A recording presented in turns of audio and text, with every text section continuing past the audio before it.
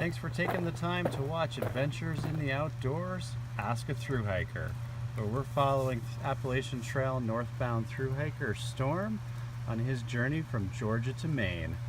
Currently you're at mile 1,491.8. and day number I keep forgetting this. I believe it's day 114 or day 115. I think it's day 115. Suffice to say, Storm has traveled quite far from Georgia all the way to here along the banks of the Housatonic River in Connecticut. Just a short walk. Just a short walk.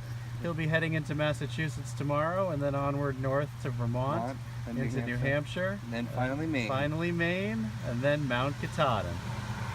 Oh yeah. So as part of our Ask a Thru Hiker, we've been soliciting questions, and today's question is from Sherry, and she asks, how does the feel of the trail change from state to state? Or does the trail? Does the trail change from state to state? The feel of the trail. Does the feel of the trail? Can you tell you're in Connecticut versus Virginia or Georgia? I don't think you can tell you're in a different state in regards to, like, without a sign, but definitely the way the AT is laid out, you definitely the trail does feel different from state to state. In Georgia, you know, you get out there that first, you know, you walk into those woods leaving Springer or Amicalola Falls if you do the approach trail. I gotta stand, I'm getting soaked. And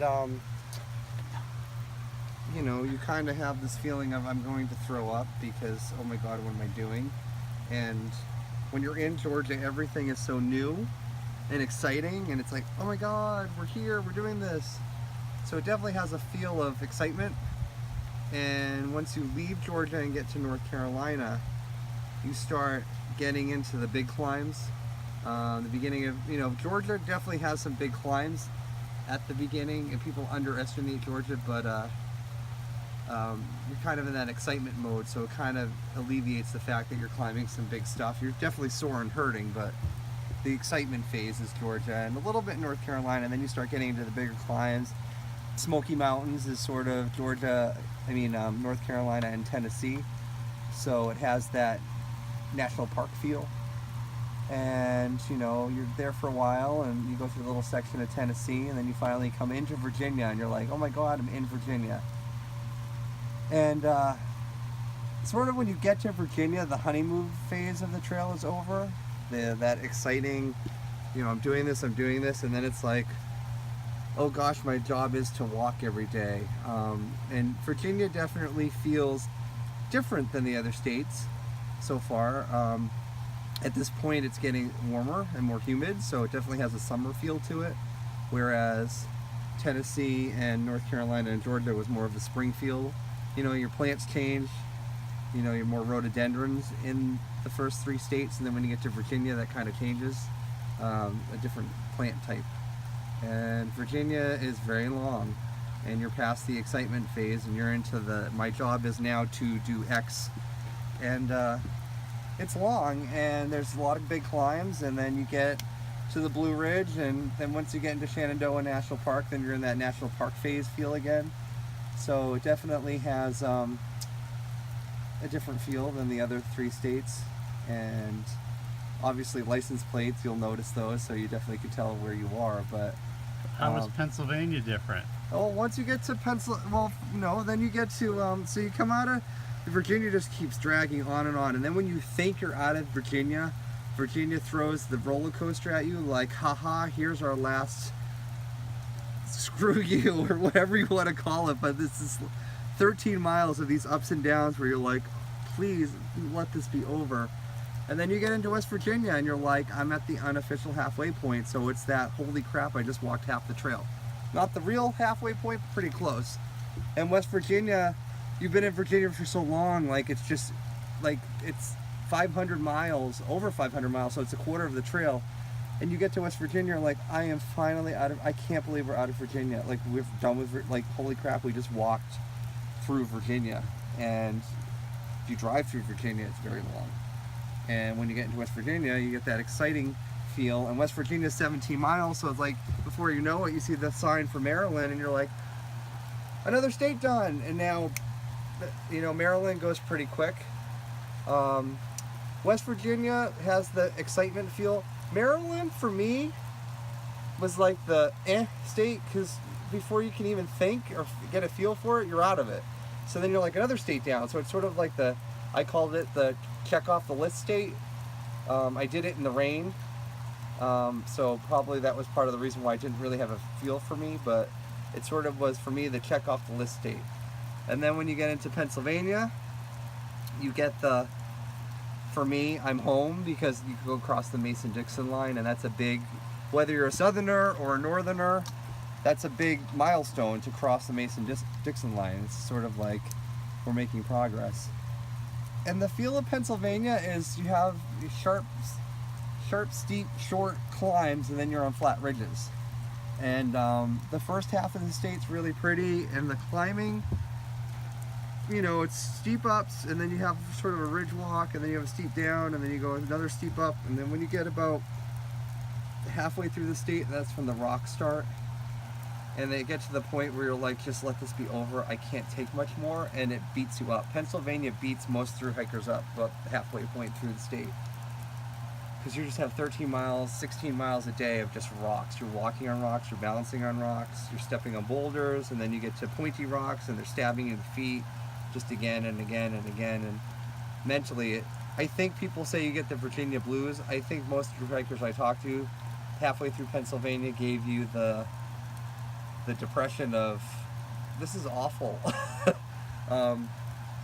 It's just, you get like, I can't do anymore, and then finally you start climbing down into the Delaware Water Gap, and like instantly the rocks are gone, and you get to the river, you know, cute little town, and then you walk across the bridge into New Jersey, and then it's sort of like, wow, you know, New Jersey, another state done. Thank God Pennsylvania is done. Like, you get that refreshing, wow.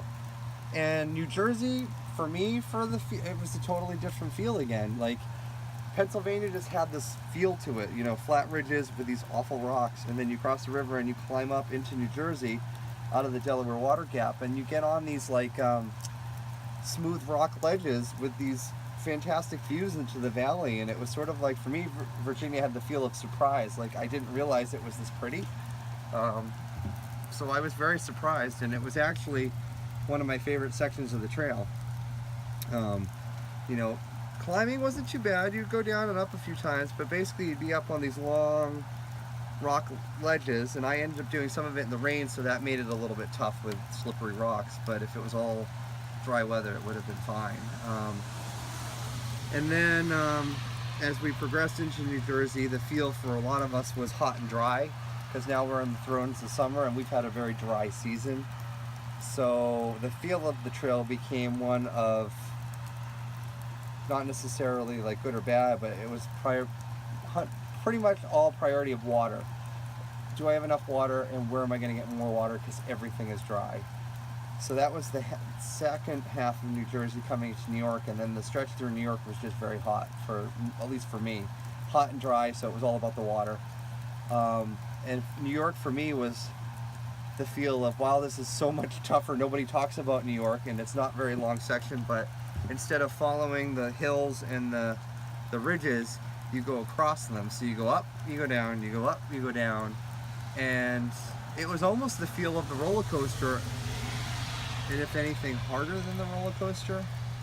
And they don't talk about that in the book. Nobody talks about New York, and I think the roller coaster in Virginia is a big deal, as the guy who designed the trail through there named it, "Welcome to the roller coaster," you know, like, you know, good luck, and we'll see you at the end, and have a great ride. And whoever designed the trail through New York did make a big deal about it. So New York was definitely the feel of hot and dry, and tough, much tougher than one would think. And then coming into Connecticut, again, Connecticut was another state that's, for me, was the state of surprise. I didn't realize it was as hilly, or, you know, we went up 1,300 feet today almost, and you're looking down into the valley going, holy crap, I didn't realize the western part of the state had hills that were this tall. And there was a lot of climbing up and down today. So far, that's where I'm at, Connecticut.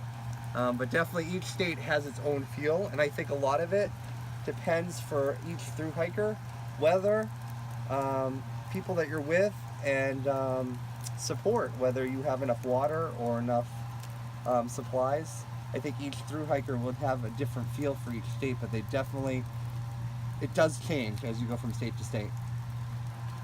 Well, thank you, Storm, and thank you for watching Adventure in the Outdoors, Ask a Thru Hiker.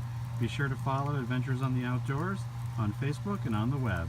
Until next time, thank you. Bye, guys.